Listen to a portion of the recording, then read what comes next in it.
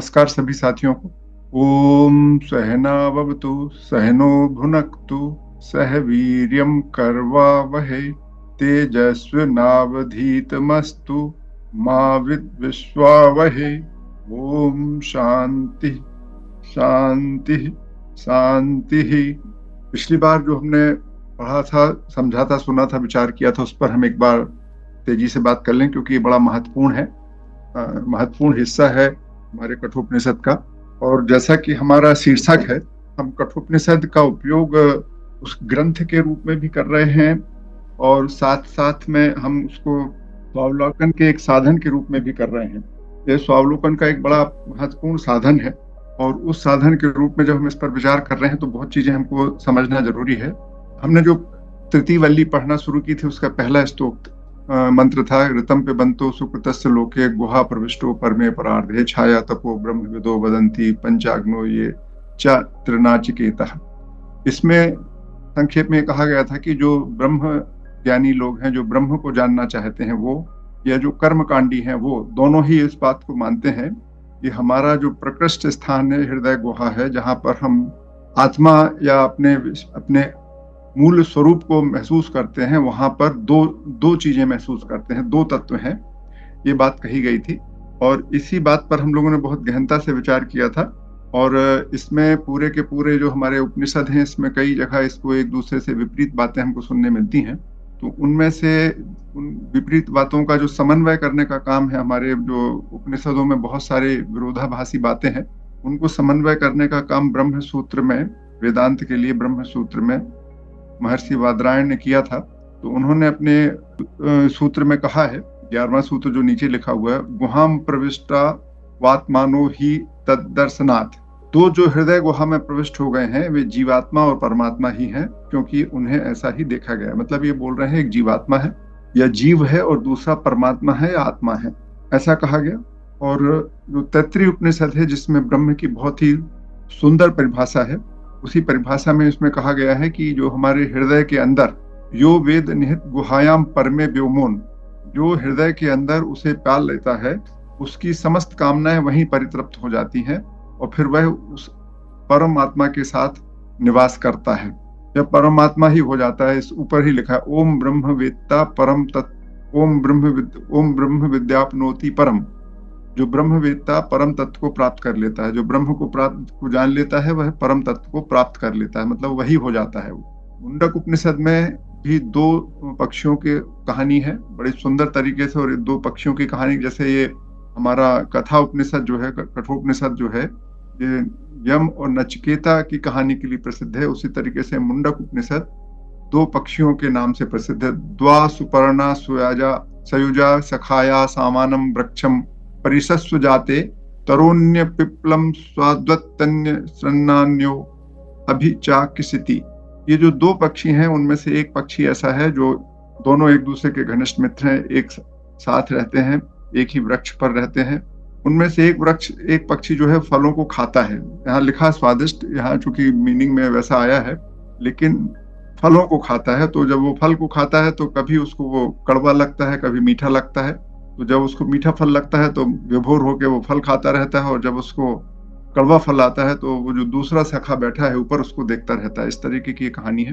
तो यहाँ मुंडक उपनिषद में दो हैं, उनमें से एक फल को भोग रहा है, एक फल को नहीं भोग रहा है। और कठोपनिषद में दो बताए हैं और उसमें दोनों एक साथ भोग रहे हैं। और वो क्या है, संदर्भ में ये पूरा का पूरा विवेचन है। और शंकराचार्य ने कहा कि ये जिस तरीके से एक क्षत्रिय न्याय की तरफ से उन्होंने बताया कि यदि एक छाता लगा के 4-5 लोग जा रहे हैं, या सड़क पे बहुत से लोग छाता लगा के जा रहे हैं, तो कहते हैं देखिए वो छाते वाले जा रहे हैं, भले उसमें कोई छाता लगाया हो या न लगाया हो, या कोई 4-5 मित्र बैठकर शराब पी रहे हो या कुछ भोजन कर रहे हैं, तो अपन कहते हैं वो देखिए खाना खा रहे हैं, भले उसमें कोई लोग खाना खा रहे हो ना खा रहे हो। उस तरीके की स्थिति में ये जो हमारा कठोपनिषद का जो मंत्र था, उसका इस तरीके से लोगों ने स्पष्टीकरण दिया। फिर हमने आपसे बात की थी कि इस पूरे संदर्भ में ये जो दो हैं, इसके संदर्भ में हमने अपने आपसे एक बात की थी कि हमारा जो अस्तित्व है, यदि आप ध्यान दें तो हमको ये दो तरीके की चीजें दिखती हैं। एक हमारा, जब भी आप विचार करते हैं तो हमें लगता है कि मैं हूं और मेरे साथ एक शरीर है और शरीर के अलावा भी कुछ है। तो इस तरीके की दो चीजें जब समझ में आती हैं, और इसके संदर्भ में हमने बहुत लंबे 3-4 प्रेजेंटेशन किए थे, आज नहीं करेंगे।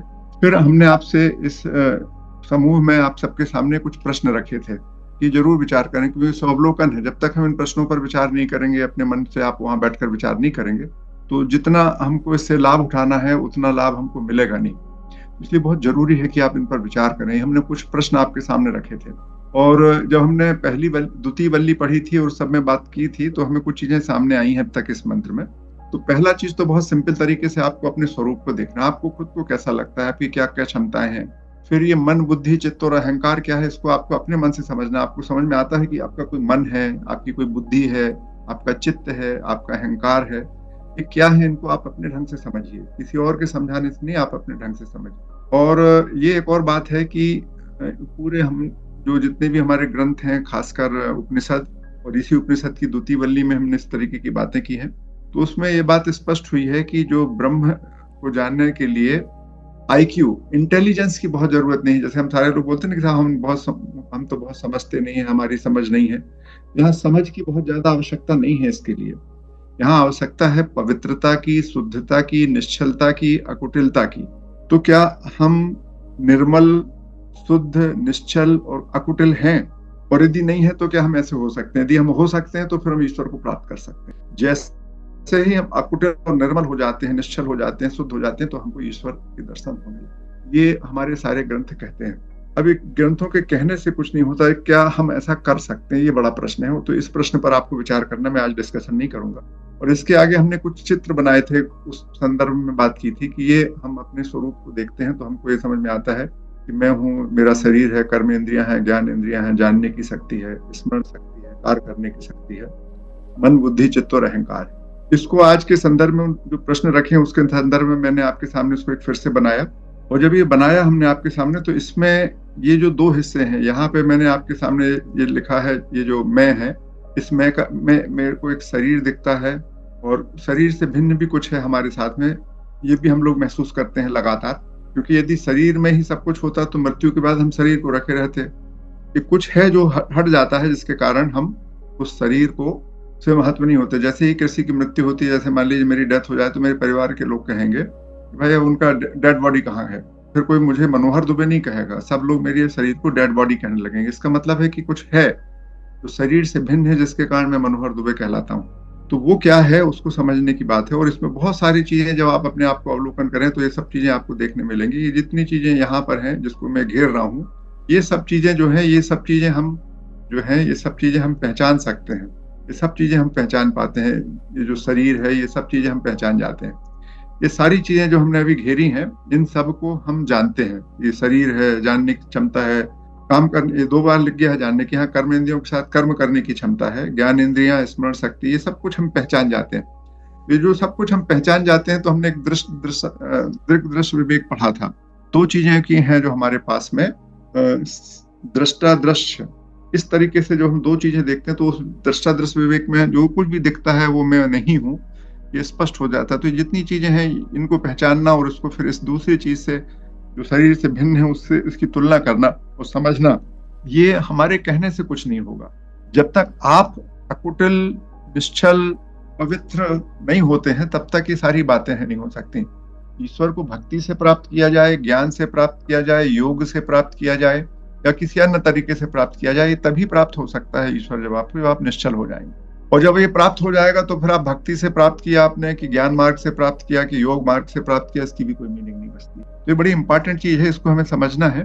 और ये समझाई नहीं जा सकती, आपको खुद को समझना पड़ेगी। यदि आप सोचते हो कि इसको कोई समझा सकता है, तो बड़ी आपका और हमारा कंफ्यूजन, ये हम नहीं कर सकते ऐसा। ये बहुत इंपॉर्टेंट पॉइंट है। ये ऐसा हो नहीं सकता कि आप सोचें कि हम इसको पहचान जाएं और ये हमको मिल जाएगा, ऐसा नहीं होता। इसके लिए तो आपको स्वयं को कोशिश करना पड़ेगी। हमने पढ़ा भी था कि नया आत्मा लभ्यते बहुधा श्रवेण, है ना। बहुत सुनने से, भक्ति करने से, वगैरह वगैरह से नहीं मिलती है आत्मा। आत्मा का तो कब मिलती है, जब आत्मा को आप स्वयं जानना चाहें, तब आत्मा का दर्शन आपको होता है। ये हम पढ़ चुके हैं, शुरू में ही हमने बात की थी। तो इस चीज को समझना और आगे बढ़ना। अब एक और बात है, क्योंकि हम सब लोग, हमारे और आपके बीच में कम्युनिकेशन का माध्यम भाषा है, चाहे वो हिंदी हो, चाहे अंग्रेजी हो, चाहे फारसी हो, चाहे उर्दू हो, कोई भी भाषा हो। तो जो भाषा विज्ञानी है, उन्होंने एक बड़ी इंटरेस्टिंग चीज कही है कि भाषा की लिमिटेशन है। भाषा आपको क्या बता सकती है? कैटेगरी, जाति यानी कैटेगरी, गुण, प्रॉपर्टीज, क्रिया, एक्शन या फंक्शन, लक्षण बोलते हैं जिसको, रिलेशनशिप, और रूढ़ी जिसको कस्टम्स बोलते हैं या नेम्स बोलते हैं। जैसे मनोहर दुबे मेरा नाम है, तो आप मनोहर बता सकते हैं, मनोहर कौन है, सुधीर कौन है, रूपला कौन है, ये आप बता सकते हैं, क्योंकि ये नाम है, कस्टमरी है, नाम रख दिया गया है। रिलेशनशिप बता सकते हैं, मेरा भाई है, मेरी बहन है, मेरे पिता हैं, मेरे बॉस हैं। आप बता सकते हैं कि ये डिप्टी कलेक्टर हैं, ये पेंटर हैं, ये पुलिस वाले हैं, ये चित्रकार हैं, ये संगीतकार हैं, ये सेठ जी हैं, ये नेताजी हैं। इस तरीके से आप फंक्शन समझ सकते हैं, प्रॉपर्टी समझ सकते हैं कि मोटे हैं, गोरे हैं, काले हैं, लंबे हैं, ऊंचे हैं, हंसमुख हैं, चमकदार हैं, वगैरह वगैरह। पदार्थों की उनके गुण बता सकते हैं। किस तरीके की आप बोल सकते हैं कि इंसान हैं, घोड़े हैं, जानवर हैं, जो कुछ भी, इस तरीके की चीजें ही बता सकते हैं, इसके आगे नहीं। और ईश्वर के संदर्भ में हम लोग बोलते हैं कि ईश्वर निर्गुण है, ब्रह्म निर्गुण है, निराकार है। तो इन पांचों चीजों से भिन्न है ना, उसमें कोई जब गुण ही नहीं है तो फिर हम उसको कैसे बताएंगे। तो भाषा से उसको व्यक्त करना बहुत कठिन है, और इसलिए बहुत सारी कठिनाई होती है, क्योंकि भाषा की ये लिमिटेशन है। इसके अलावा एक और लिमिटेशन है कि आपकी जो इंद्रिय, ज्ञानेंद्रियां हैं, उनकी एक लिमिटेशन है। आप जानते हैं कि हम बहुत सारी साउंड वेवलेंथ को नहीं सुन सकते, जिसको चमगादड़ देख लेती है। बहुत सारी लाइट नहीं देख सकते, बहुत सारी चीजें हैं जो हम नहीं देख सकते, अन्य प्राणी देख पाते हैं।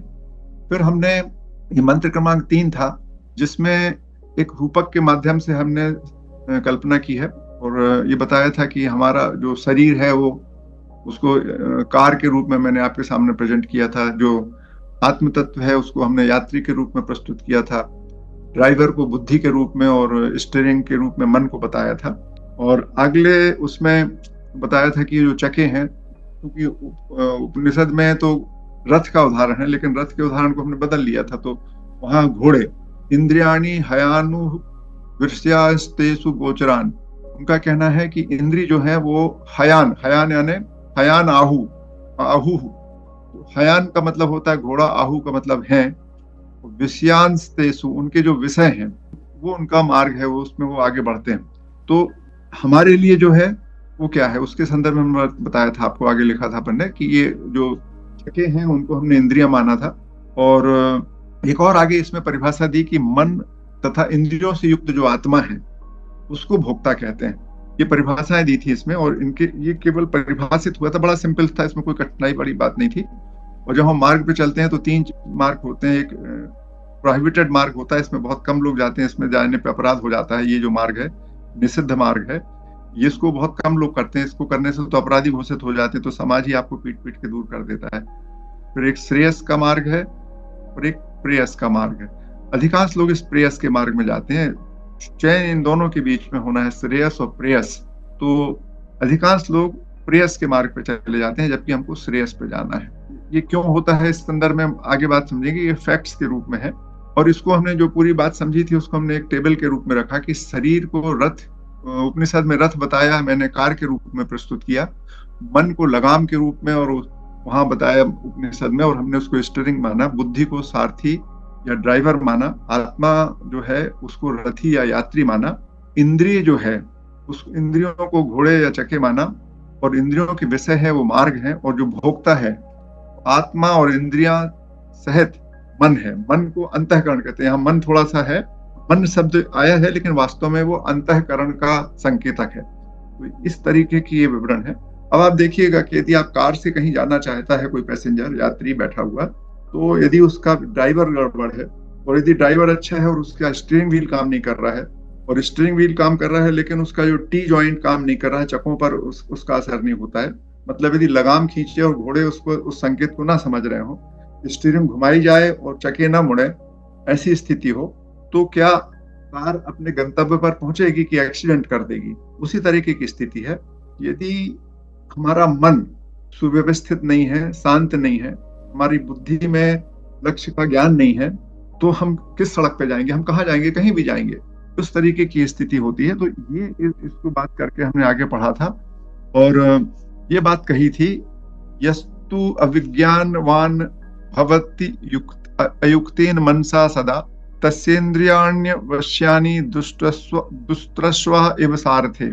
ये अपनी बात हुई थी कि जो बुद्धि रूपी सारथी सर्वदा हमेशा अविवेकी असंयत चित्त से युक्त होता है, उसके अधीन इंद्रियां उसी तरह नहीं रहती जिस तरह सारथी के अधीन दुष्ट घोड़े, यहाँ दुष्ट घोड़े के बदले में हमने आपसे बात की थी अनट्रेंड, जिसको प्रशिक्षित न हुए हो, ऐसे घोड़ों के संदर्भ में मैंने आपसे बात की थी कि जो अप्रशिक्षित घोड़े रहते हैं, यदि उन पे हम बात करेंगे तो कैसे चलेगा काम, ये अपनी पूरी वहां पर बात हुई थी। इस संदर्भ में जब हम आपसे बात कर रहे थे, फिर दूसरा इसमें उदाहरण था, यस्तु विज्ञानवान भवति युक्तेन मनसा सदा तस्येन्द्रियाणि वश्यानि सदस्रवा इव सारथे। इसमें हमारी जो बात हुई थी उसमें क्या बात हुई हमने कि यदि हमारी बुद्धि संयत है, उसमें विवेक है, हम सही गलत जानते हैं, सही गलत जानते हैं, बुद्धि ठीक है, हमारा मन समाहित है, हम मन हमारा नियंत्रण में है, तो हमारी इंद्रियां हमारे नियंत्रण में है, अर्थात तीनों चीजें, ड्राइवर, स्टीयरिंग, चक्के, टी रॉड, सब कुछ ठीक है, ड्राइवर समझदार है, तो फिर ये जो यात्री है वो अपने गंतव्य पर पहुंचेगा, और यदि गड़बड़ है तो नहीं पहुंचेगा। ये उसने उदाहरण देके समझाया, और फिर उन्होंने इसको और आगे समझाया था, इस पर हम आपसे विचार नहीं कर रहे हैं, लेकिन उसी बात को आगे सरलता से बोला कि यदि वो विज्ञानवान है, संयत है, तो हम आगे पहुंच सकते हैं। इस तरीके की ये बात है। पहले उसने बताया कि यदि घोड़े ठीक नहीं है, ड्राइवर ठीक, लगाम ठीक नहीं है, सारथी ठीक नहीं, तो नहीं पहुंच सकते, और ठीक है तो जिस तरीके से कार अपने गंतव्य पहुंच सकती है, ऐसे ही इसी तरीके से इंसान भी अपने लक्ष्य पर पहुंच सकता है, ईश्वर को प्राप्त कर सकता है। और फिर इन्होंने बोला था कि लक्ष्य क्या है, लक्ष्य पर चर्चा हुई थी कि जो विज्ञान सारथी अस्तु मनः प्रज्ञवान नरः सो अध्वन परमाप्नोति तद विष्णु परम पदम। जो बुद्धिमान विवेकवान मनुष्य मन को वश में रखने वाला होता है, जिसका मन पर नियंत्रण है, वह संसार से पार होकर विष्णु पद को प्राप्त कर लेता है। विष्णु का मतलब होता है, हमने बात की थी, विष्णु का मतलब होता है व्यापक परमात्मा, जो सर्वत्र है, उसको हम महसूस कर लेते हैं। अब देखिए, हम उदाहरण देखें एक बहुत सुंदर, जैसे सागर है, समुद्र की बात करें, यदि हम आपसे जानना चाहें कि हम समुद्र यदि हमने कैसा देखा है आज तक, समुद्र जब भी हमारे सामने आया तो हमने समुद्र को कैसा देखा है? पूरा कभी समुद्र देख सकता है कोई भी व्यक्ति पूरा समुद्र देख सकता है क्या? नहीं देख सकते। सब लोग बोल रहे हैं समुद्र को हम पूरा नहीं देख, लेकिन हम कहते हैं कि हमने समुद्र देख लिया है। हम सब कहते हैं कि हमने समुद्र देखा है। वास्तव में क्या होता है, हम समुद्र का एक छोटा सा हिस्सा देखते हैं, पूरा का पूरा समुद्र देखना हमारे लिए मुश्किल है। तो जब समुद्र का पूरा हिस्सा हम देख नहीं सकते, हमारे लिए थोड़ा सा हिस्सा शामिल है, उसी तरीके से ब्रह्म को देखने की स्थिति है कि ब्रह्म को हम पूरा का पूरा कभी नहीं देख सकते, उसका हम एक छोटा सा हिस्सा है, कभी कभी हम उसको स्पर्श कर सकते हैं। जिस तरीके से हम कहते हैं कि हमने समुद्र को देख लिया है, समुद्र को हम जानते हैं, उसी तरीके से हम ईश्वर को जान सकते हैं। ये इसमें महत्वपूर्ण बात थी। तो ये उन्होंने बोला कि हम उस व्यापक विष्णु को पा सकते हैं। व्यापक विष्णु को कैसे पा सकते हैं? यदि हमारा मन वश में हो, विवेकवान हो, हमारा लक्ष्य स्पष्ट हो, तो हम ईश्वर को प्राप्त कर सकते हैं। यहाँ तक बात अपनी पिछले बार हुई थी। अब हम आपसे ये बड़ा जो अगले जो मंत्र हैं 10, 11, 12 मंत्र जो हैं, और उसके आगे वाले 2 मंत्र हमको वह तरीका बताने वाले हैं, प्रोसेस बता रहे हैं, जिससे आप ईश्वर को प्राप्त कर सकते हैं, जिससे आप अपने आप को जान सकते हैं, जिससे आप ब्रह्म तत्व को जान सकते हैं। तो ये इंद्रियां और अंतःकरण, इस पर हम चर्चा थोड़ा सा और आगे करेंगे कि किस तरीके की बात है। और ये 10वां मंत्र है, इंद्रियभ्यः परा ह्यर्था अर्थेभ्यश्च परम मनः मनसस्तु परा बुद्धिरात्मा मनः महान परः। इंद्रियों की अपेक्षा उनके विषय पर श्रेष्ठ हैं। विषयों से मन परे है या श्रेष्ठ है, मन से बुद्धि श्रेष्ठ है, और बुद्धि से महान आत्मा में सेल्फ महतत्व उत्कृष्ट है। यहाँ पर ये जो यहाँ उल्लेख है महान, ये आत्मा, महान आत्मा लिखा है यहाँ पर। अगले मंत्र में जब हम पढ़ेंगे तो ये महत से चालू हो रहा है, अगला मंत्र महत से चालू हो रहा है। तो इस महान, चूंकि हमें 2 मंत्र एक के बाद हैं कि, तो महान आत्मा को हम महत ही मानेंगे यहाँ पर। और महत का एक मीनिंग है, पर का मतलब होता है परे या पर का मतलब होता है, जब हम बोलते हैं कि इट इज बियॉन्ड मी, तो अध्यात्म में इसके कई मतलब होते हैं। श्रेष्ठ होता है एक मतलब कि आत्मा से बुद्धि, मन से बुद्धि परे है, इसका मतलब है बुद्धि मन से श्रेष्ठ है, उससे अधिक शक्तिशाली है। बुद्धि ही मन को देख पाती है, बुद्धि मन से व्यापक है, और बुद्धि मन से सूक्ष्म है। सूक्ष्मता का मतलब फाइननेस है, छोटे बड़े से नहीं, फाइन मतलब जो मन का उत्पादन होता है, जो मन बनता है, वो बुद्धि के कारण बनता है। इसका मतलब ये हुआ। तो ये यहाँ कहा जा रहा है, इंद्रियों की अपेक्षा उनके विषय श्रेष्ठ हैं। इंद्रियों के अपेक्षा उनके विषय श्रेष्ठ हैं, विषयों से मन श्रेष्ठ है, मन से बुद्धि श्रेष्ठ है, और बुद्धि से महान आत्मा महतत्व उत्कृष्ट है। अभी हम इन शब्दों पे आगे आपसे बात कर लेंगे, अगला मंत्र भी पढ़ लें। यहाँ पर हमने कुछ इंद्रिय का मतलब परे अर्था मतलब इंद्रियों के विषय, महान आत्मा का यहाँ हमने लिखा हुआ है महतत्व या हिरण्यगर्भ या ब्रह्मा। महतत्व बड़ा इंपॉर्टेंट चीज है, इसको हम आपसे बात करेंगे भी थोड़ी देर में। अगला श्लोक भी पढ़ लें। और मैं स्वतत्व जो है कि जो हम सारे लोग मानते हैं, इस देश में रहने वाला हर व्यक्ति ये मानता है कि कण कण में भगवान है, कण कण में ब्रह्म है, कण कण में ईश्वर है। ये जो कण कण में व्याप्त ईश्वर है, जब वो एक तरीके से संगठित होता है, जैसे कि हर ठोस सतह से परावर्तन नहीं होता, दर्पण से परावर्तन होता है, उसमें दृश्य दिखता है, उसमें फोटो हमारी चेहरा दिखता है, या किसी पत्थर को बहुत चिकना कर दिया जाए, उसमें भी सूर्य चमकने लगता है, या पानी के तल पर, शांत पानी है तब उसके तल पर सूर्य चमकने लगता है, उसकी का बिंब बनता है। तो एक विशिष्ट प्रकार का जब संगठन हो जाता है, तब उसमें कुछ विशिष्ट गुण आ जाते हैं, और वो गुण उसमें पहले से रहते हैं, उसमें उनका प्रदर्शन होने लगता है, वो प्रकट हो जाते हैं। तो ये जो कण कण में जो व्याप्त ईश्वर है, जब वो घनीभूत होकर, जब एक शरीर के रूप में हम बनते हैं, तो उसमें घनीभूत होकर हमारा जो अनुभवों को महसूस करने लगता है, और अनुभवों की जो मस्तिष्क पर छाप होती है, जो स्मृति होती है, वो बुद्धि और मन के रूप में प्रकट होती है। यही जो स्मृति है उल्टे क्रम में, हमको ऐसा लगता है इसके दोनों किस्म से समझ में आती है कि पहले स्मृति होती है, फिर स्मृति से बुद्धि बनती है, बुद्धि से मन। जैसे जैसे जैसे आपके मन में जानकारियां धीरे धीरे धीरे बचपन से लेके आपको छोटी छोटी छोटी बातें आपकी माँ बताती है, फिर पिता बताते हैं, फिर स्कूल में बताते हैं, फिर मित्र बताते हैं, फिर आप सीखते हैं, धीरे धीरे धीरे धीरे जब आपके पास बहुत सारी जानकारी इकट्ठी हो जाती है और आपकी स्मृति में हो जाती, तब आप बुद्धिमान हो जाते हैं, और तब आपका मन अच्छा और बुरा होने लगता है। तो इस क्रम में बनता है, और यही उल्टे मन से प्रकट होती है, मन और बुद्धि के रूप में इस तरह, और ये इससे अहंकार पैदा होता है। ये पूरा का पूरा एक प्रोसेस है। यहाँ पर जो हमारे साइकोलॉजी के टीचर्स हैं उसको महसूस करते होंगे, इसी तरीके की बात है, बड़ा साइकोलॉजिकल डिस्कशन है ये। और देखिए, धर्म ग्रंथ है, उसमें इस तरीके से तथ्यात्मक विश्लेषण नहीं होता। ये जो हमारे उपनिषद हैं, ये धर्म ग्रंथ से कुछ आगे हैं, ये समन्वय करने वाले ग्रंथ हैं। इन ग्रंथों में हम तथ्यों पे बात करते हैं, यहाँ पर कोई मजाक की बात नहीं, कोई विश्वास की बात नहीं कहते, आप समझिए इसको। अगला मंत्र कहता है, महतः परम अव्यक्तम अव्यक्तात् पुरुषः परः पुरुषान्न परम किंचित सा काष्ठा सा परा गति।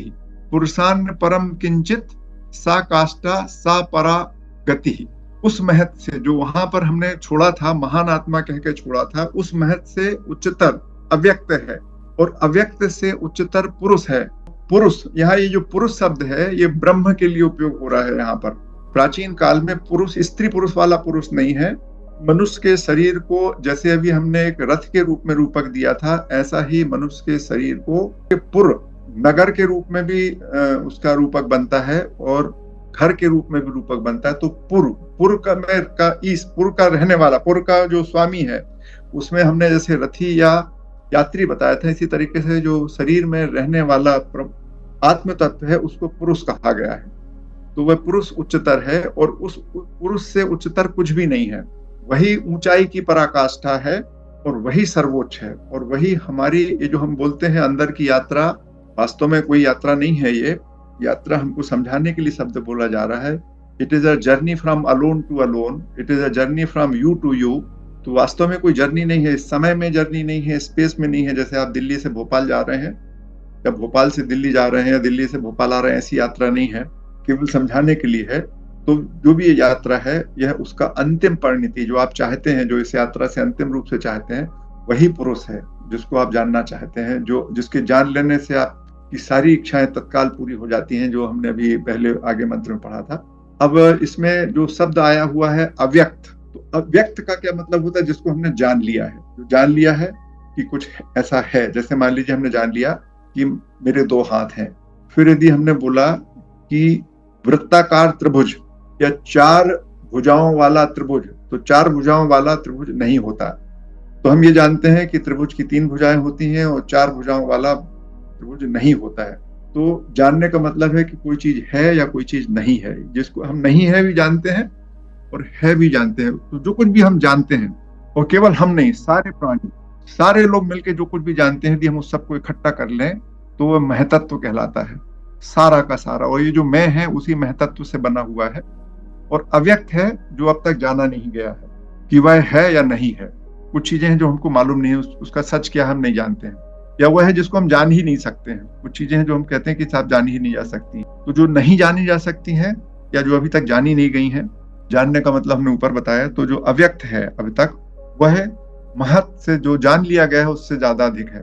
क्योंकि ये जो जाना गया है वो जो अब तक नहीं जाना गया था उसी को जान जान के कुछ कुछ जाना गया है। तो अव्यक्त जो है वो व्यक्त से उच्चतर है। व्यक्त और अव्यक्त जो दोनों से परे है, दोनों से श्रेष्ठ है, वह पुरुष है, वह आत्मा है, वह ब्रह्म है। ये इस तरीके की बातें यहाँ कही गई हैं।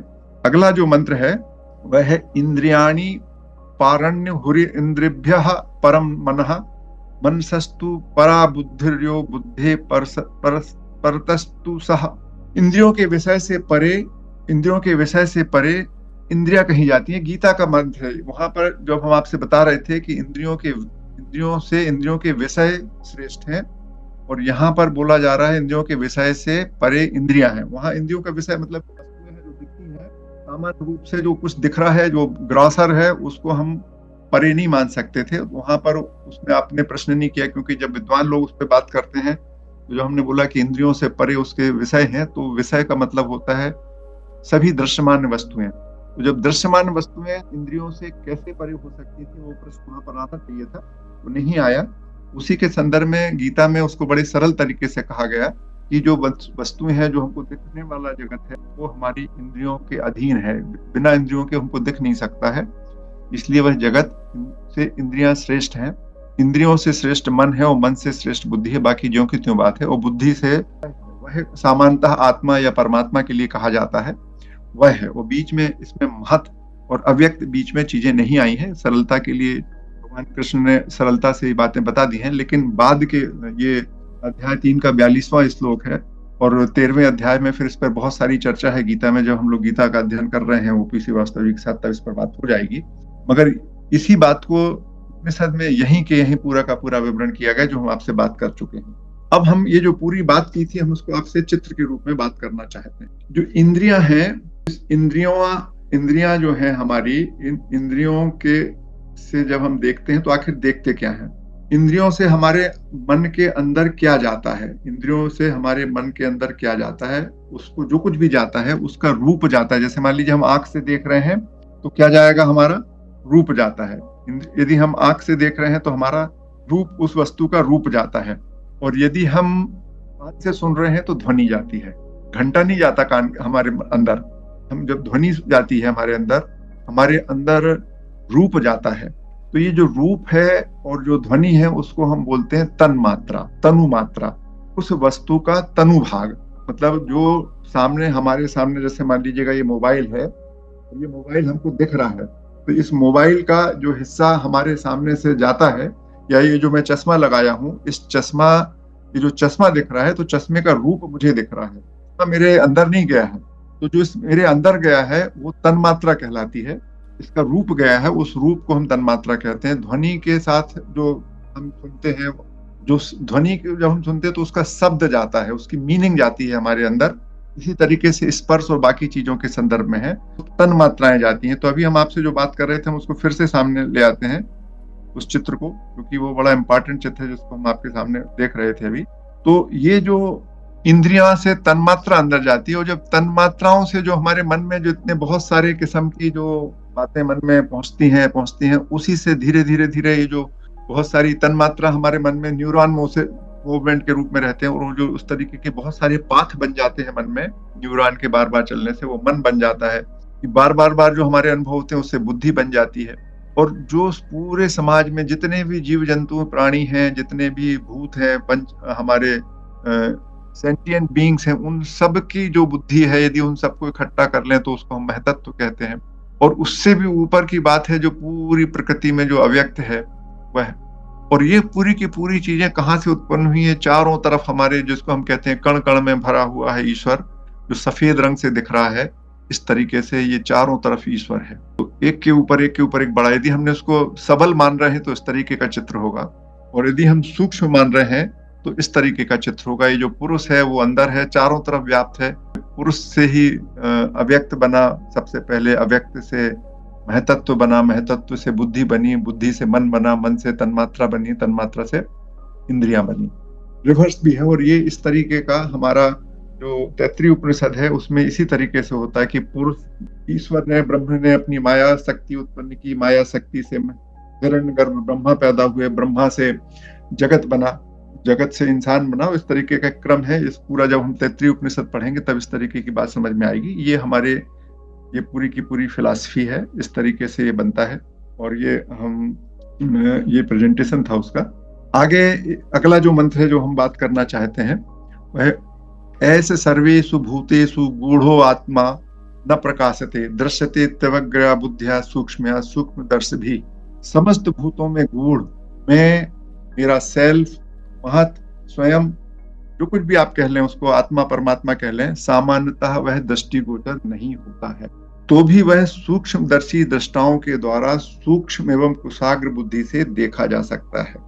अभी हम लगातार बोल रहे थे कि नहीं देखा जा सकता, नहीं देखा जा सकता, यहाँ पर आकर उन्होंने बोला देखा जा सकता। लेकिन आपको याद करें जब हमने आपसे प्रश्न किया था तो वहां पर भी ये बात की थी, अकुटिल मन, पवित्र मन, निश्चल मन यदि हो जाए तो हम ईश्वर को प्राप्त कर सकते हैं। वही बात यहाँ कही जा रही है कि जो हमारी आत्मा है, सामान्यतः जब हम इस संसार की व्यवस्था में, तिकड़मबाजियों में, अपने जीवन को चलाने के लिए बहुत सारी गतिविधियों में लगे रहते हैं, बहुत सारी हमारी मान्यताएं, विचार और धारणाएं बनी रहती हैं, तब तक हम अपने उस पवित्र स्वरूप को नहीं पहचान पाते। इसी बात को बहुत ही अच्छे तरीके से कहा है। और ये मुझे जो दूसरा मंत्र मैंने यहाँ बाजू में लिखा है केन उपनिषद का है, और हम लोग केन उपनिषद भी पढ़ेंगे, मुझे बहुत अच्छा लगता है। और ये ईश्वर के संदर्भ में बहुत ही अच्छी परिभाषा है। प्रतिबोध विदितम, हर बोध में जो जाना जाए, मतम अमृतत्वम ही विदन्ते, आत्मना विदन्ते वीर्यम, विद्या विदन्ते अमृतम।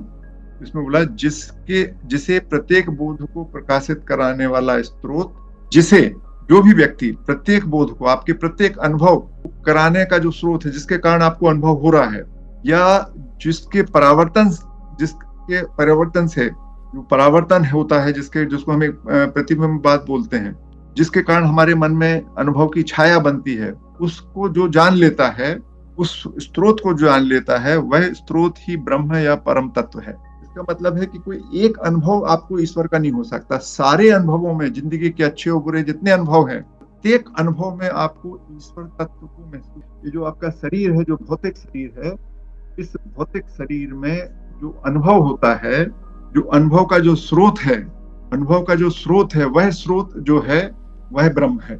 आपके शरीर में प्राण भी आप जानते हैं, प्राण का भी आप अनुभव करते हैं कि आपके प्राण चल रहे हैं, आपकी सांस चल रही है, आप में गति है। ये जितनी भी चीजें इसको जानने की जो आपके पास जो स्रोत है, जिसके कारण आप ये सब जान पाते हैं, वह ब्रह्म है। वो उसको तब जानेंगे जब आपने बहुत सारी चीजें जो जान ली हैं उटपटांग, उनसे आप मुक्त हो जाए, तब आप उसको जान सकते हैं। उसके लिए पूरी की पूरी व्यवस्था है।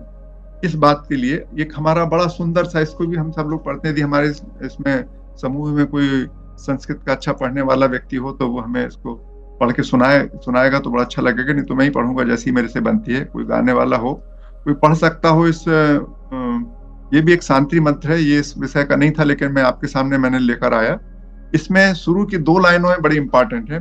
ओम भद्रम कर्णेभिः शृणुयाम देवः भद्रम पश्चिमाक्षभिर्जत्रा। ये हम कल्पना करते हैं कि हमारे कान जो हैं केवल शुभ वचन सुने, हमारी आंखें केवल शुभ वस्तुओं को देखें। आगे का भी पढ़ सकते हैं लेकिन केवल हम यहीं पर इसको केंद्रित करना चाहते थे। तो हमारी आंखें केवल शुभ तो होती नहीं है, हमारी तरफ चारों तरफ जो बातें होती हैं वो केवल शुभ नहीं होती। हमारे सामने जो चारों ओर जो दृश्य होते हैं वो शुभ नहीं होते हैं। लेकिन हम आपसे कह रहे हैं कि हम ऐसी अपेक्षा कर रहा है ये मंत्र, ये प्रार्थना, कि हमारे जो कान है केवल शुभ सुने। भद्रम, भद्र का मतलब होता है शुभ सुने और शुभ ही देखें। इसका अर्थ ये हुआ जो भी हमने पिछले मंत्र में देखा था कि प्रत्येक अनुभव में उसके स्रोत ब्रह्म को जो जान सके, मतलब ब्रह्म तो हम शक्तिशाली मानते हैं, उसी को तो सब अपने जीवन का आधार मानते हैं। प्रत्येक अनुभव में, प्रत्येक ध्वनि में, प्रत्येक घटना में यदि हम सकारात्मकता, पॉजिटिव देख सकते हैं, न्यूट्रल होकर देख सकते हैं। सकारात्मकता तो नहीं हो सकती क्योंकि हम न्यूट्रल हो सकते हैं उसके प्रति, और उस अनुभव से या तो शिक्षा ले सकते हैं या ज्ञान प्राप्त हो सकता है हमको। उससे जब हम सीखते हैं, वो बात यहाँ कही जा रही है, और ये भी हमारे ईश्वर के प्रति ही बात कही जा रही थी। तो इस तरीके से हमने इसको, आज का हमारा काम पूरा हुआ और हम शांति प्राप्त करते हैं। और ये मंत्र भी बहुत इंपॉर्टेंट है, इस पर हम कभी चर्चा करेंगे। ये भी ईश्वर के प्रति बहुत ही महत्वपूर्ण किस्म की बात है। इसको करने के बाद फिर हम अपने प्रश्नों पर विचार करेंगे, आप और हम इसको सुनते हैं। आप भी इसको बड़ा ध्यान से पढ़िए। ये मंत्र भी बहुत ही अपने आप में स्वयं से परिचय कराने के लिए काफी है। ओम पूर्णमदः पूर्णमिदं पूर्णात् पूर्णमुदच्यते पूर्णस्य पूर्णमादाय पूर्णमेवावशिष्यते। ओम शांति शांति शांति। ओम वह पूर्ण है, मतलब परमात्मा पूर्ण है, और यह जो जगत है यह भी पूर्ण है, और मैं भी पूर्ण हूँ। और उस पूर्णता से ही यह पूर्णता उत्पन्न हुई है, मतलब उस ब्रह्म से ही यह जगत उत्पन्न हुआ है। और यहाँ इसकी स्थिति यह है कि जब उस पूर्णता से हम इस पूर्णता को निकाल देते हैं, तो जो शेष रहा है, वह ब्रह्म में जो शेष बचा है वह भी पूर्ण ही है। यदि आप इसको बात करें हम मैथमेटिक्स में कि if you remove zero from zero या infinity from infinity, then infinity is left. If you add infinity into the infinity, only infinity is the result. ये आप सबको आज का हमारा ये जो वक्तव्य था वो सब पूर्ण हुआ। अब हम आप सबसे प्रश्न उत्तर के लिए तैयार हैं। हम लोग इस पे बात करें, आप वो सुने, आप अपनी बात कहें तो बहुत ही उत्तम रहेगा। जी नमस्कार रूपला जी, आपका स्वागत है। तो ये एक बहुत बड़ी बात आपने बताई कि हमारे कान जो है वो अच्छा अच्छा सुने और हमारी आंखें अच्छा अच्छा देखे। माने बहुत एक बहुत आदर्श वाली बात है। तो क्या ये संभव है मानव जीवन में कि हमारे कान खराब सुने ही ना और केवल अच्छा सुनाई दे उसको, और हमारी आंखें जो है वो अच्छे देखे और खराब उसको मतलब देखे नहीं, दिखाई ही न दे, और कान भी सुने नहीं, उसको सुनाई ही न दे। तो ये एकदम पूर्णता की स्टेज है। और ये जैसे आप कह रहे हो ब्रह्म या ईश्वर, ये ईश्वर प्राप्ति वाली बातें ये है, तो ये कैसे संभव है?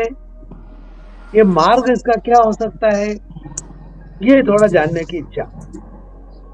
अभी इन्होंने अभी आपसे पूरी चर्चा की कि जो इंद्रियां हैं, इंद्रियों से उनके विषय श्रेष्ठ है, मतलब उनके जो तन मात्राएं श्रेष्ठ है, उससे मन श्रेष्ठ है, मन से श्रेष्ठ बुद्धि है, बुद्धि से श्रेष्ठ महत है, महत से अव्यक्त। ये पूरा का पूरा आगे अपन इसको अगले जो श्लोक है उस पर चर्चा होगी। लेकिन जो मैंने आपसे आज के इस पूरी चर्चा में पहले प्रश्न रखा था, अकुटिलता, निश्चलता, निर्मलता, मतलब यदि कोई बात सही है या कोई बात गलत है, ये तो एक विचार है। सांप का जो जहर है, यदि दवा के रूप में उसका उपयोग कर रहे हैं तो वो उपयोगी है। यदि वो सही मात्रा में आपको दिया गया है तो कई बीमारियों का इलाज कर देता है, और यदि वो अधिक मात्रा में दे दिया गया है तो मृत्यु का कारण हो जाता है। तो अब जहर खराब है कि अच्छा है, ये आपके दृष्टिकोण पर डिपेंड करता है। वो जहर तो अति सर्वत्र वर्जयेत वाला बात हो गया। नहीं वही तो, मगर जहर खराब है या अच्छा है, सांप खराब है या अच्छा है। यदि एक जमाने में एक समाज की इस तरीके से कहानी आती है कि उसने देखा कि सांप से लोग बहुत डरते थे, तो उस राजा ने आदेश दिया कि इस देश में जहां भी सांप देखे उनको मरवा दिया जाए। सारे सांप मार दिए गए। सांप मार दिए गए तो चूहे बढ़ गए, खेती का नुकसान होने लगा। तो अब आपने सांप को अपना शत्रु मान के समाप्त किया, तो उसके कारण जो दूसरे शत्रु आपसे दूर रहते थे वो आ गए। मतलब वो मित्र ही है। तो ये आपका दृष्टिकोण है कि सांप आपका शत्रु है कि मित्र है। आपने बहुत अच्छी व्याख्या दी और मेरे प्रश्न को पूर्णता की तरफ ले जाने का आपने प्रयास किया, और कुछ बात मेरे को समझ में आई। धन्यवाद जी। असली में ये मैं आपसे सबसे बोलता रहता हूँ कि जो हम स्पष्टीकरण देते हैं उनसे आप कभी संतुष्ट हो नहीं सकते जब तक आपको खुद को समझ में ना आ जाए। यदि मैं बोलता हूँ कि सही और गलत का निर्णय आपको करना, जब तक आपको वो गलत दिख रहा है तब तक वो सही हो नहीं सकता। तो जब तक आपका दृष्टिकोण सेल्फ ऑब्जर्वेशन से अवलोकन से नहीं बदलता, तब तक वो आप उसको सही गलत कहते ही रहेंगे। वो जब तक वो आपको गलत लग रहा है तब तक वो गलत है। दुबे जी, आरपी दुबे जी। जी सर, मैं ये कहना चाहता था कि अभी आपने एक बात बताई कि कुटिलता और अकुटिलता। हम्म, मेरी बुद्धि जहाँ तक साथ देती है, मेरा वैसे मैं बड़ा विद्वान नहीं हूँ, हम्म, तो कुटिलता का मतलब कुटिलता बुद्धि का तत्व है। किसी की बुद्धि कुटिल है, विचार है, हम्म, जिस बुद्धि ने कुटिलता के विचार को पकड़ लिया उसकी बुद्धि कुटिल हो गई, हम्म, और जिसने कुटिलता को पकड़ लिया, सरलता को पकड़ लिया, उसकी बुद्धि सरल हो गई। हम्म। और मैं समझता हूँ कि इसमें संस्कारों का बहुत बड़ा हाथ है, और साथ ही साथ ईश्वरीय कृपा की बड़ी कृपा आवश्यकता है। तो बुद्धि आपकी कुटिल है या सरल है, ये ये आपकी सोच है। हमारा तो मानना यह है कि आपको निर्णय लेना है कि आपको कुटिलता करना है कि नहीं करना है। हाँ, जैसे आप जिस संस्कार में आप पढ़े होंगे, कुटिल संस्कार में आप पढ़े हैं बचपन से, तो आपके अंदर कुटिलता आ जाएगी ना। जैसे दुर्योधन का प्रकरण है, तो दुर्योधन ऐसे संस्कार में पड़ा था जहाँ पर कुटिलता उसको सिखाई गई, तो वो कुटिल बुद्धि का हो गया। एक ही साथ एक ही आश्रम में पढ़े थे, द्रोणाचार्य के आश्रम में ही दुर्योधन भी पढ़ा था और युधिष्ठिर भी पढ़ा था। दोनों हाँ, को एक ही लेकिन पाठ पढ़ाया गया था। गुरुदेव भगवान, लेकिन एक चीज आप ये बताएं कि उनके माता पिता उनको क्या कुटिलता का संदेश देते थे? पढ़ाई तो उन्होंने सिर्फ कुछ क्षण के लिए किया ना, गुरुदेव के आश्रम में, कुछ वर्षों के लिए, कुछ के लिए। जी, बाकी जो मेरा तो आपसे प्रश्न बहुत सिंपल था कि आप यदि अकुटिल हो सकते हैं तो आप ईश्वर को प्राप्त कर सकते हैं, आप नहीं हो सकते तो नहीं प्राप्त कर सकते। सिंपल सी जी, बात है। मैं अब आपको सोचना। मुख्य यही है मुझे कि नहीं हमको मालूम जी, मुख्य यही है कि कुटिलता हमको जब तक जी। कैसे होगी इसका मेरे पास कोई फार्मूला नहीं है कि सिखाने से कुटिलता आ जाती कि सिखाने से अकुटिलता आ जाती है। मैं नहीं मैं जानता, ये आप मैं जानते जहाँ तक समझता हूँ संस्कार से आती है, वहाँ मेरा जहाँ तक सोचना है। हैं। ठीक है, आपको जैसा हाँ, लगता है उचित है। कोई भी किसी के मन में कोई भी विचार हो, क्योंकि ये पूरा का पूरा जो हमारा विचार है और मैं जिस चीज को महसूस करता हूँ, और हमारा जब हमने इसको पढ़ना शुरू किया था, उस मंत्र को मैं फिर से आपके सामने दोहराता हूँ, क्योंकि ये दो किस्म की बात है कि एक लोग कहते हैं कि हम ही कर सकते हैं सब कुछ, और दूसरा कहने वाले लोग हैं कि नहीं, हम नहीं, ईश्वर की कृपा की जरूरत है। यदि ईश्वर की कृपा की जरूरत है तो फिर हमारे हाथ से क्या स्थिति बची, क्या हमारे हाथ में कुछ करने के लिए है कि नहीं है, ये इंपॉर्टेंट मुद्दा है। तो इस मुद्दे पर हमको विचार जरूर करना पड़ेगा कि हम कैसे उसको आगे बढ़ें, कैसे उसको पीछे कर रहे हैं। ये हम जब समझ जाएंगे तभी इस बात को हम आगे कर सकते हैं। तो मुझे लगता है कि हम सबको ये हमारे हाथ में है। यदि हम चाहेंगे कि चीजें सुधर जाएं तो सुधरेंगी, हम नहीं चाहेंगे तो चीजें नहीं सुधरेंगी। ये मेरा पूरा मतलब, मुझे बहुत दृढ़ विश्वास है मुझे इस बात का। हम किसी और पे रिस्पॉन्सिबिलिटी नहीं डाल सकते, ना माँ बाप पे डाल सकते हैं, ना शिक्षा पद्धति पे डाल सकते हैं, और ना ही किसी और पे डाल सकते हैं। जी बोले अश्विनी जी। सर, मेरा एक अभी दुबे सर जो बता रहे थे कि भी घर के संस्कार, अपने जो परिवार में संस्कार होते हैं उसके कारण कुटिलता होती है नहीं होती, इस बारे में मेरे को अचानक ध्यान आया है। जो भक्त प्रहलाद थे, उनके पिताजी तो बहुत कुटिल थे। उनकी माता जी वैसे वो अच्छे विचारों की थी काफी, पर हम्म, मतलब कि फिर भी वो भक्त प्रहलाद बने, उनको हम्म, भगवान का रूप भी दिया गया। हम्म, तो कई बार मतलब लगता है कि भी हमें, अगर हम अपनी बुद्धि का इस्तेमाल करें तो हम्म। हम अपने परिवार के जो भी हमारे संस्कार हैं, अगर वो अच्छे नहीं है तो उनको हम बदल सकते हैं, मुझे लगता है। बहुत है, एक ही परिवार में, एक ही साथ, एक ही घर में रहने वाले लोगों के बिल्कुल विश्वास व्यवहार सब अलग अलग रहते हैं। ये हम सब लोग जानते हैं। दो भाइयों का व्यवहार अलग होता है, एक ही वातावरण में पले रहते हैं। दो जुड़वा लोगों का व्यवहार अलग रहता है। जी सही बोल रहे हैं। आशीष मिश्रा जी। आदरणीय सर, नमस्कार। नमस्कार जी। अभी पंडित जी, दुबे जी और गुप्ता साहब दोनों ही संस्कार के विषय में बात कर, तो संस्कार से संबंधित मैं भी कुछ कहना चाहता हूँ। कहिए कहिए। जी। जैसे अभी गुप्ता साहब ने उदाहरण दिया श्री प्रहलाद महाराज का, तो उन्हें याद करना चाहिए कि प्रहलाद महाराज को संस्कार दिए गए थे। वे चूंकि गर्भावस्था में दिए गए थे, सो वे संस्कार उनके हिरण्यकशिपु जैसे महान राक्षस के साथ रहकर भी संस्कार उनके गए नहीं। वे संस्कार उनके काम आते रहे और एक दिन वे ईश्वर को भी प्राप्त कर गए थे, पहला।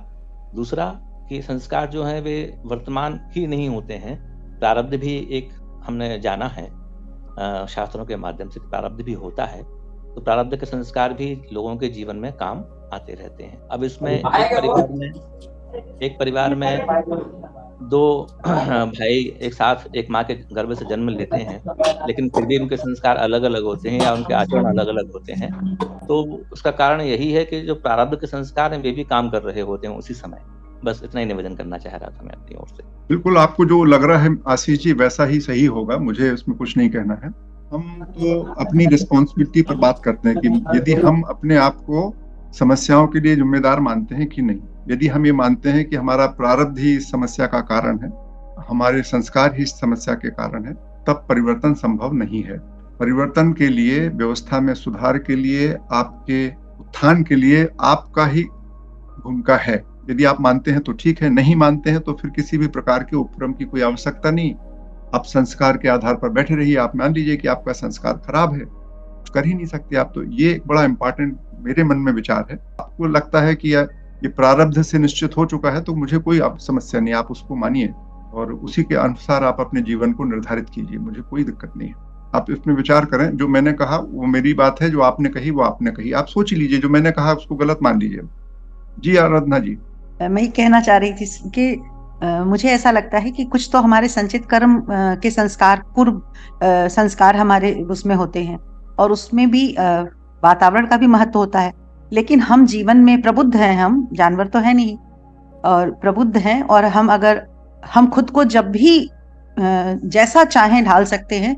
एक से एक संस्कारी बच्चे बड़े होके बहुत बिगड़ जाते हैं और एक से एक बिगड़े बच्चे होते हैं, अच्छी संगति में खुद को सुधारना चाहते हैं तो सुधार सकते हैं। तो मेरा तो ये मानना है कि हम जब जैसा चाहें, जिस तरह चाहें, खुद को बदल सकते हैं। ये भगवान ने हमें इतनी शक्ति दी है।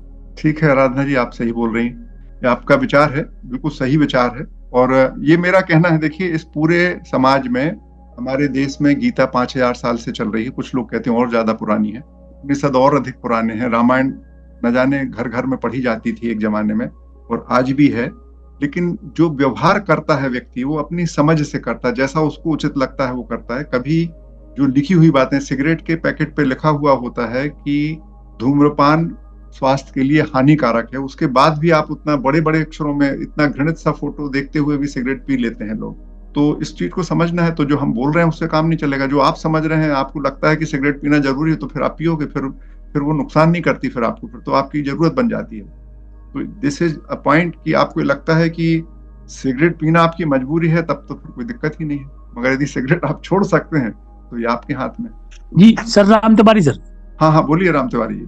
सर, इस वार्ता को मैंने पूरा सुना तो उसमें थोड़ा सा एक प्रश्न उठ रहा है मेरे दिमाग में, और लंबे समय से भी तो फिर से पुराना प्रश्न जागृत हो गया है। तो सर मैं ये कह रहा हूँ कि जिस व्यक्ति को जिस व्यक्ति को संस्कार जिस प्रकार के मिले हैं, एग्जाम्पल आतंकवादी का दे रहा हूँ, बचपन से उसको उस प्रकार के उसके गुरु ने और जनों ने ये संस्कार दिए कि तुम जाओ और लोगों को मारो, तुम्हें ईश्वर की या उनकी अल्लाह मिलेंगी या 72 हुए मिलेंगी, जो ही मिलेगा। तो वो काम कर रहा है। वो बचपन से उसको ये संस्कार दिए गए, तो धीमे धीमे बड़ा हुआ, वो कहीं जिहाद माने मूर्ति पूजकों के देश में आया और ने कई बच्चों को, बड़ों को, बूढ़ों को, सबको मारा, पूरी तन्मयता से मारा उसने। अंत जो अपनी पोटेशियम साइनाइड लाया होगा वो भी खा के खुद भी मर गया। व्यक्ति को आप कहाँ रखेंगे? ये परम पुण्यात्मा है या नहीं है? क्योंकि प्रश्न यही आया है कि संस्कारों की बात है, संस्कार तो उसको मिले, लेकिन संस्कार जिनने दिए उसको हमारी दृष्टि में तो दोषी है। किसी की भी दृष्टि, इसने लोगों को, इतने लोगों को मारा, लोगों के प्राण ले लिए, लेकिन वो जिस संस्कार से पल के आया है, तो क्या वह दोषी होगा या वह ईश्वर के नजदीक जाएगा? हमारी तुलना में हम तो पूजा पाठ करके, थोड़ी देर के लिए पूजा करके ईश्वर के नजदीक जाना चाहते हैं। वो अपने प्राणों को अर्पित करके ईश्वर के नजदीक जा रहा है और ऐसा कर्म करके जा रहा है, उसे कहाँ रखेंगे सर? अब उसकी मृत्यु हो गई तब तो हम नहीं कह सकते, लेकिन जीवित बचेगा और पकड़ में आएगा तो सजा मिलेगी उसको। नहीं सर, ये नहीं कह रहा मैं, सजा का नहीं है सब। वो तो निषिद्ध कार है ना, ये तो उस पर तो कोई विचार की बात नहीं। आपसे इस पूरे डिस्कशन में पहली बात चालू हुई थी कि जो निषिद्ध कार है वो तो करना ही नहीं है सर, कोई डिस्कशन ही नहीं है सर। एक केवल 1 मिनट सर। निषिद्ध वो आपके लिए, मेरे लिए और जितने लोग जुड़े हैं इनके लिए, लेकिन जहां उसने स्टडी, जहां वो संस्कार लिए हैं, जहां ज्ञान लिया है, इस पूरी पृथ्वी पर इस समय किसी भी व्यक्ति की हत्या करना निषिद्ध कार्य है, किसी भी देश के कानून में। सर मैं वो संस्कारों की बात आ रही थी ना, तो संस्कारों में उसे संस्कार मैंने तो बताया ना, संस्कार तो बाद की बात है। पहली चीज तो निषिद्ध कार्य है ना, कार्य आप वो कर सकते हैं जो निषिद्ध नहीं है। तो जो कार्य निषिद्ध है पूरे संसार में, जो भी कार्य आज की दिन में निषिद्ध कार्य है, उसको तो अपराध ही मानेंगे। तो उसको तो श्रेष्ठ मानने की कोई संभावना बचती ही नहीं है। सर एक बार मतलब मेरा विचार, अब आपको लगे राम तिवारी आप मान लीजिए, उसको क्या लग रहा नहीं, मैंने तो अपना विचार बता दिया आपको कि वो अपराध है। जी सर अपराध को हम अच्छा बोल ही नहीं सकते। जी ओके सर। कोई भी संस्कार हो, कोई भी बात हो, कहीं से भी समझाया गया हो। थैंक यू, आप सबको सुन के बड़ा अच्छा लगा मुझे।